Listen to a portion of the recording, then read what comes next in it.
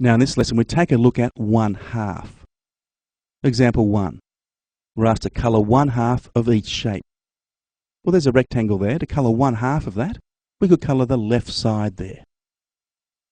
Same rectangle, is there another way we could do it? Well, we could colour the top half if we liked.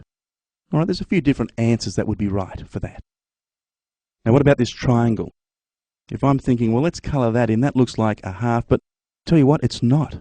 Because that bit that's shaded, that's coloured in, is much smaller than the bit that's not. So it's not 1/2. So that is wrong. What we'd need to do in this case is to colour in like that.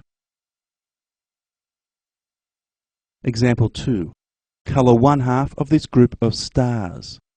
Well, we've got 8 stars there. To colour 1/2, we could simply colour the top half there. Now, that's not the only answer, but that's certainly the correct answer. But looking at it, we've coloured in 4 stars, okay? That's interesting. If we coloured in like this, okay, we've coloured the left half, if you like, again, that would be correct.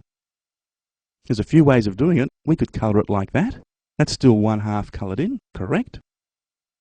We could even colour it like this, okay? So there's plenty of ways of getting the correct answer there.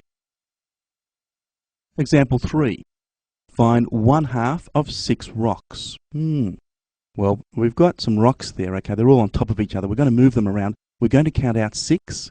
Because we're dealing with 1/2, we're going to split the 6 rocks up into equal groups, 2 equal groups. So let's count 6 rocks out.